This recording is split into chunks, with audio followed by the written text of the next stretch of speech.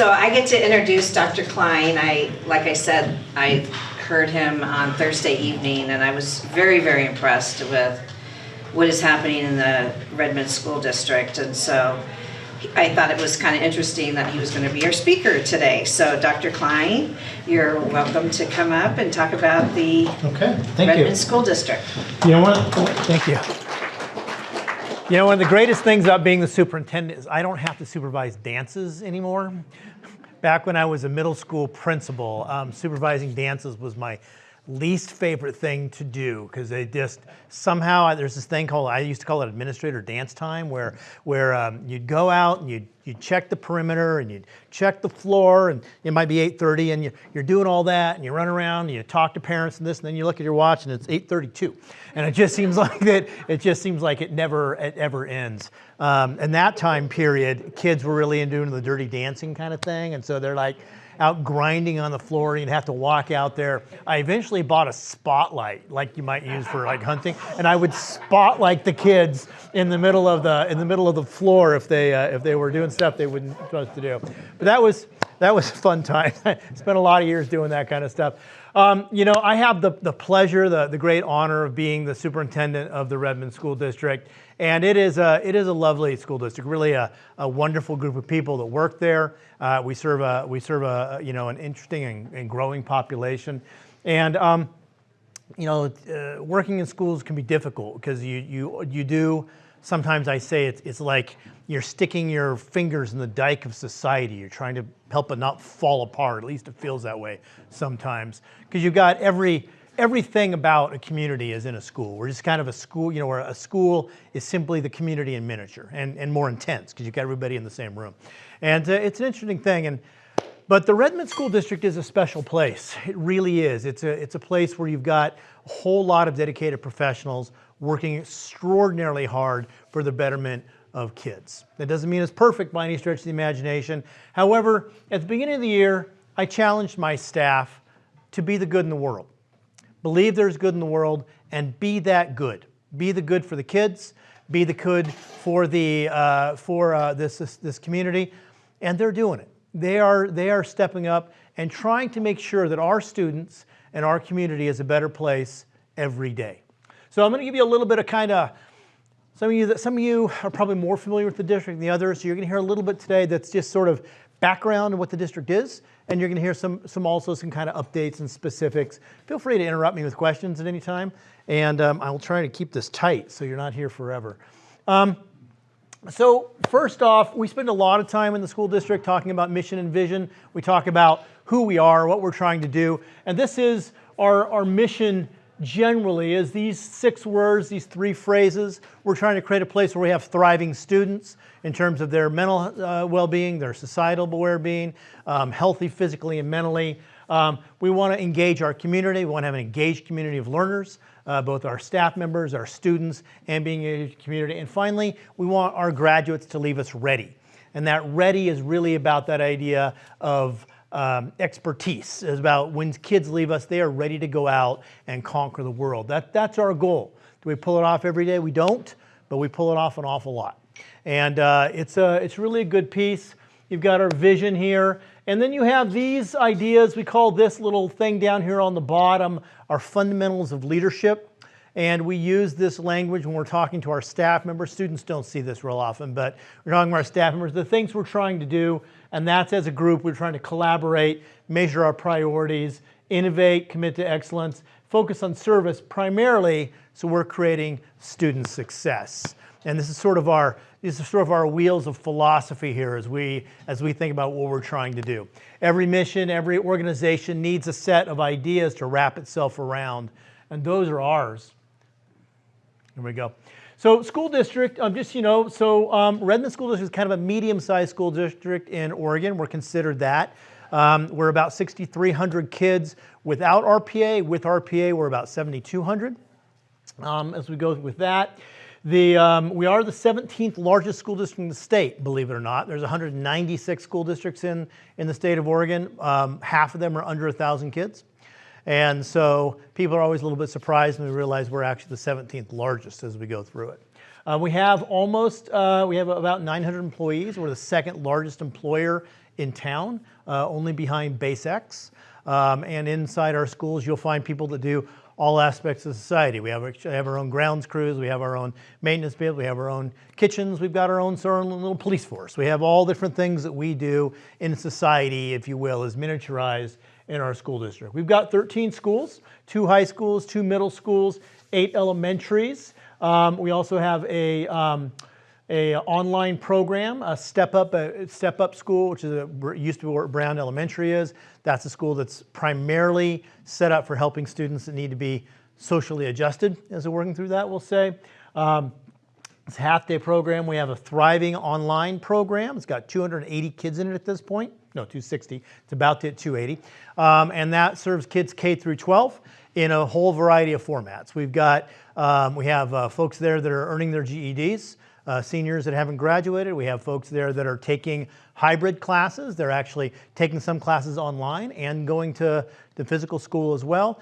We serve homeschooling families there, where parents are the primary instructors. We provide the curriculum, we assess the kids, we aid the parents. So a whole range of different things that we do with that work. We're really excited about that and the things that we get to do with that. And again, we've got this charter school in town, the Redmond Proficiency Academy.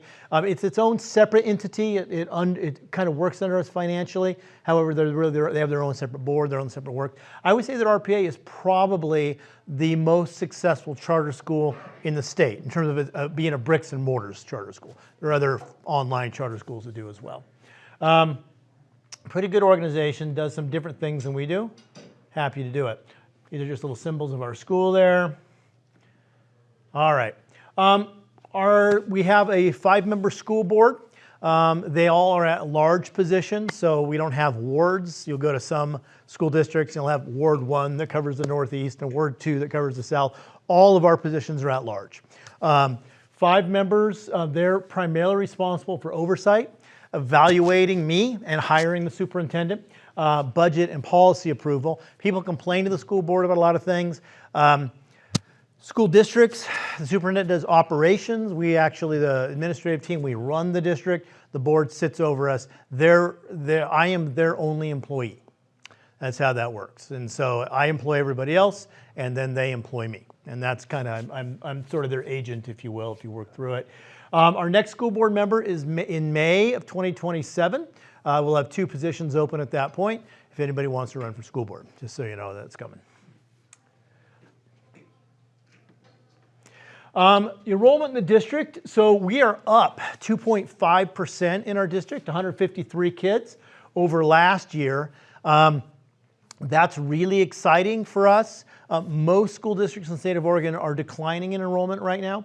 Birth rates have dropped very low in Oregon, so we have things declining. Plus we have lots of kids, lots of parents going into alternative programs, lots of online programs, that kind of thing. So most everybody is actually declining.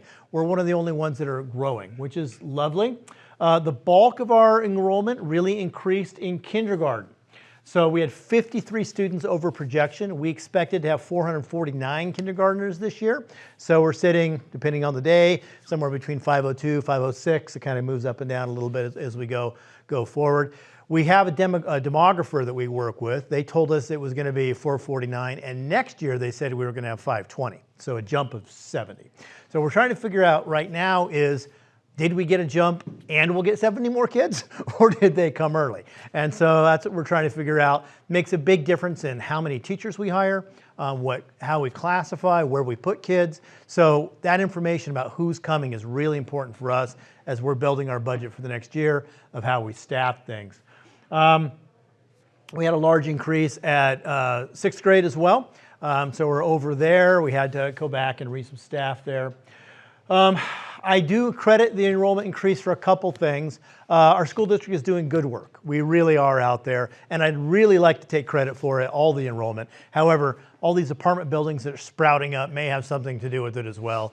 My wife is connected with some families down in Bend, younger families, and what they're saying down in Bend is yeah, we should move to Redmond. It's more affordable, and the schools are good. So both these things are true. So I'm happy to take that as we go through that. The Bend School District right now has 1,400 seniors across its entire district and only 1,000 kindergartners. So in terms of they're in a declining cycle right now, while we're in an increasing cycle. And that has a lot to do with housing costs, how much it costs to live in a place as we go through it. People ask me a lot about security in schools. What are we doing about it? It's an overriding concern with school shootings and that sort of thing. First thing I tell people about school safety is that threats to schools always exist. People are, and especially in a town like Redmond, people will say, oh, that kind of thing can't happen here. It absolutely can happen here. It absolutely can happen here. And so we are always on the lookout. We're always looking for things. We have counselors looking. We have 5 school resource officers that work inside our buildings, come primarily in the secondaries, but then they have responsibility down in the elementaries. We work closely with our police department, with our sheriff's office. In our last couple bonds, we've done a huge amount of work in terms of security. We've secured all our front doors. The outside of our doors of our schools are always locked, so people can't just get into it anytime they want.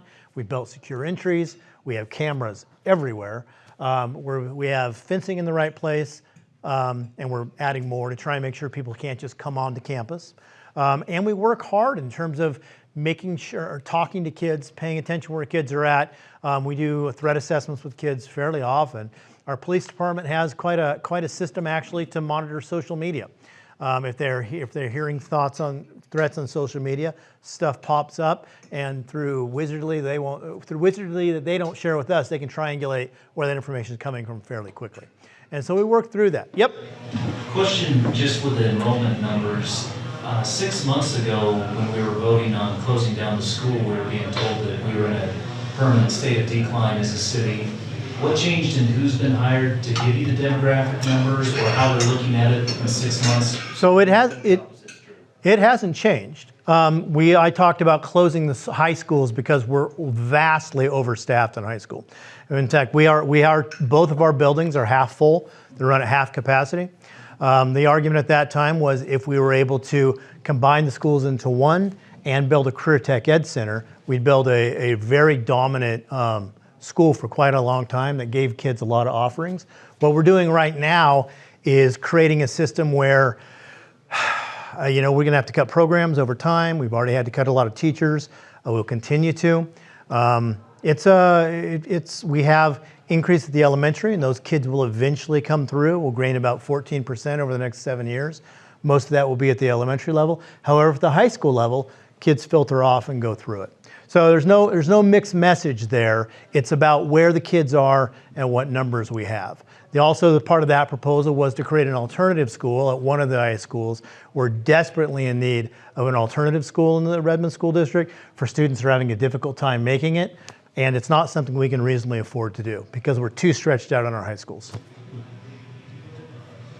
About a year ago at Vern Patrick, we had a bunch of 5th grade teachers step down to the kindergarten because of this influx of the kindergarten population that you're seeing. Yep. Is this population over like 5 years, is this a consistent trend? Like, are we like 3% every year, or is it just a recent influx that we're seeing? So Vern Patrick hasn't grown, actually. Some of the other schools have. We've moved some people around based on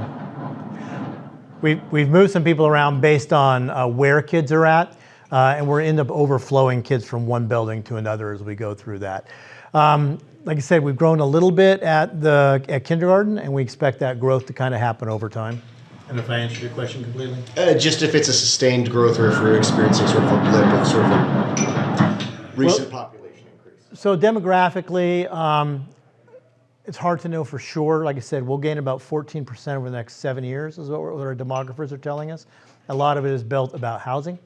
So the more housing we have, the more people we have. However, it's a shocking few amount of students that we actually gain out of housing. For every 100 households that are created, we get about 25 kids, is all. Thank you.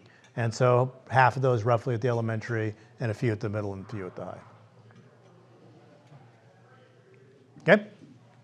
All right, so in terms of security, really 3 different levels of security. There's that first preventative measure. We have counselors paying attention, teachers, mental health surveillance. We have those physical security, and then finally operational security. And we do training quite a bit with the Redmond Police Department about how we respond to work as we go through it. So. Right, bond projects. So we got started on bond projects this summer. We started with just sort of the stuff that's easy to knock out. We didn't sell the bonds until June, because that's kind of when the best sale time was. We planned the different projects. So we have a group of projects that we did, and we have a group of projects that are being planned and kind of worked on. So this summer we did track resurfacing in Elton Gregory in the middle school. We did new playground asphalt over at John Tuck. That ended up being quite a project because there was a lot of broken pipes underneath it.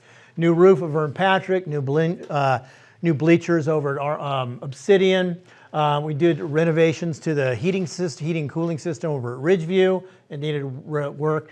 The big stuff, the stuff that everybody sees, is the new tracks and turf fields over at Redmond High and Ridgeview, and they're really very nice.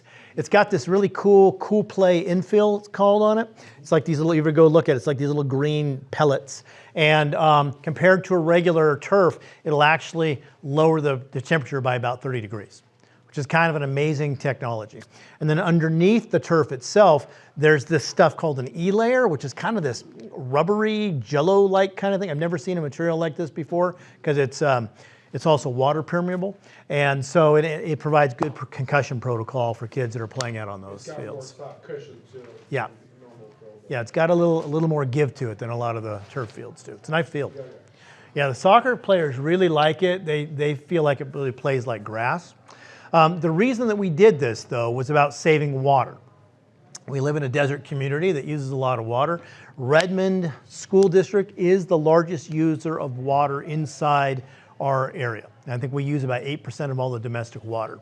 Most of that is about watering fields, because fields take a lot of water as we work through it. These two fields will save about 7 million gallons of water a year. Or if you want to think about it as 11.4 Olympic swimming pools, if you want to envision what that looks like. So those two fields will save a lot of water over time for the community. How long do they think they last without having to recondition? What's kind of... So typically a turf field will last around 10 years. We've bought a better quality stuff. It should get about 15 years out of it. Tracks usually do about 10 years. It's one of the best fields I bet I've been on. Yeah. Yeah, we had the same people build them that build the stuff from the U of O. It's not U of O quality. It's like the next step down, but it's pretty good. And it depends a lot on how we take care of it too. I mean, I was just out at the last game, and there's people out there on the tracks scraping stuff all over the place and dropping gum on it, and people don't take care of it. It makes me crazy. So, but anyway, so that's the life of those things. Whoops.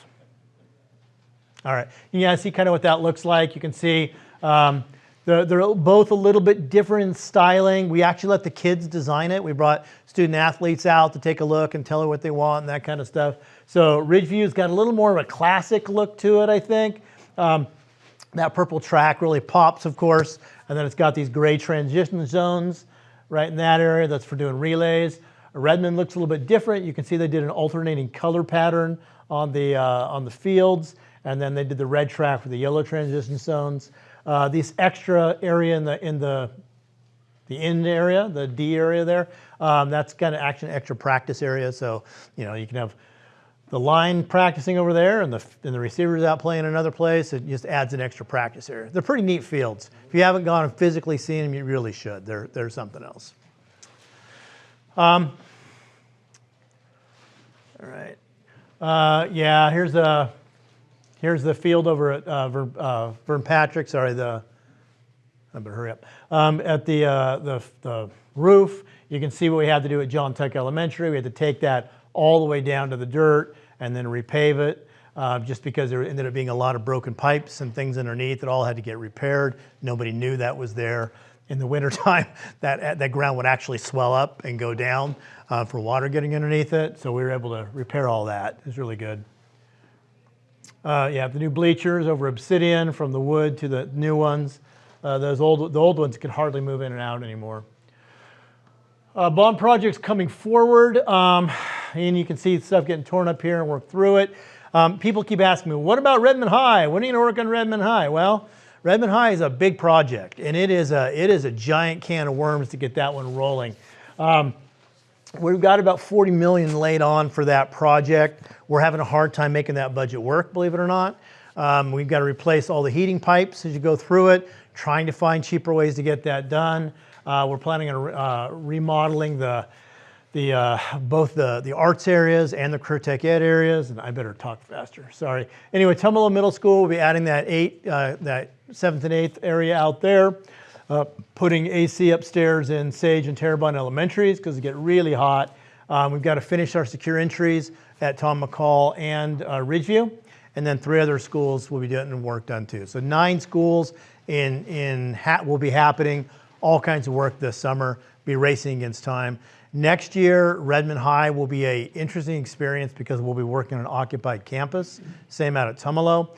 We are planning on getting that done in 2 summers and 1 school year, and it'll be pushing to get that done. It'll be quite the push to make that happen.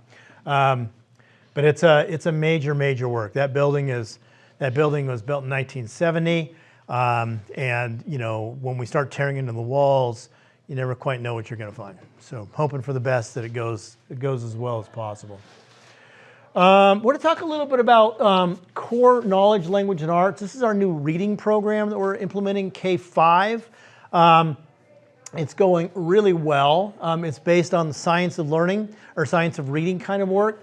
We have, I would say, the strongest push for creating this reading program that I've ever seen before in terms of how we're resourcing it and coaching it and training teachers and working through that. Lots of strong foundations in phonics and spelling, lots of work with writing, vocabulary building. Kids are getting... It's okay. Kids are getting a pretty high level of instruction. I've got a little video here that kind of shows a little bit of that, and I will hopefully... It's a great little video, by the way. I'll have to send it to you. But it's in the IFTI program. It really brings in more intense instruction for kids at a much younger age. And so they're looking at more literature. They're looking at how to apply information. It's a lot of work for our teachers to learn how to do it, but it's been a good move for us.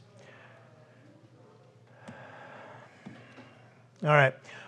Just so you know, programs that are available to high school kids. We've got lots of different athletics that we do for folks. In the fall, of course, cheerleading, cross country, football, soccer, foot wrestling. We're about to move in the winter. We got cheerleading and basketball, swimming, and wrestling. And then in the sports in the summer, we've got lots of opportunities for choir and band, all kinds of student activities clubs. Some of them are athletic based, like water polo, that's a club. And then some are more like Key Club, where there are more academic stuff going on. We've got 11 career tech ed programs available to our students over the 2 different high schools, depending on which high school you go to. Everything from computer science to media production to welding to autos. Lots of different things that kids can do at the Redmond School District. And students can earn up to 32 take up to 32 college classes, so, which is kind of a neat thing we offer there.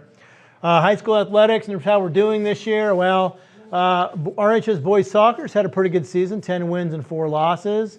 Boys soccer Ridgeview, not as well. RHS football has not had a good season. Ridgeview has had a very good season. They worked through it. So, plus we do our unified sports program, which is quite a fun thing, working with students with disabilities, putting able-bodied students with disabled students. It's kind of, it was one of the lights of our schools right now. Really neat deal. And we're playing for our first round of playoffs at Wilsonville. This is the Ridgeview School District, or Ridgeview High School, and that happens on Friday. And then over at the boys soccer for RHS, we'll play home against McKay. So those are happening, I think that's tonight actually when that happens. Dedication to service is something that I know is near and dear. You're getting requests from people right now to work with Kiwanis about service because I have challenged all of our staff members to get involved in service, to be part of the community. I did this at the very beginning of the year. Each principal has challenged all their teachers to have at least have their classrooms get involved at least 1 act of service this year. Some of the things we've done in the past. Elementary is up at Terrebonne, has gathered food and supplies for Bethlehem Inn, doing that kind of work. Another elementary over at Hugh Hartman, there's a bilingual learning garden that's out in one of the new affordable housing units right out there, so they're involved with that. Kind of a neat project. Middle school, Dan Grube over at the middle school takes kids out to do riverbank restoration, kind of some interesting service projects there, great service learning stuff. At the high school, Ridgeview High School, Susan Kerner does some really interesting things with community action projects. I'm out of time, I know. Community action projects where she takes kids out to do some community problem solving. I'd like to talk more about what that's about. Here's an example at Redmond High School where they do work with the Sparrow Club, where they raise a lot of money for a family in need. And that's an annual thing that happens at both high schools. So really all different kinds of things. I have kind of a running tally going this year, asking people to show us what we're doing, and I don't have internet here. Otherwise, I show you a list of about 30 projects that are already done or underway from the Redmond School District. So a lot of things happening out there, and I'm out of time, so thank you very much. Appreciate it. Go ahead.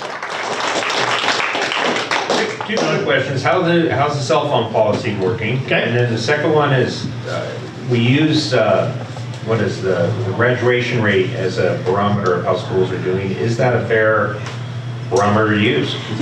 So answer the first one first. Our graduation rate last year was 91%. That's the highest graduation rate that Redmond School District has ever had. So that's good.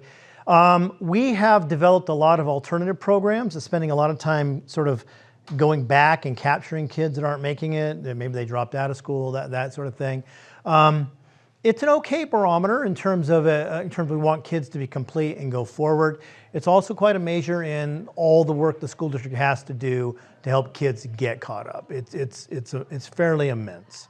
You know, a child that comes to school every day, does their homework, and you know, doesn't have a lot of problems.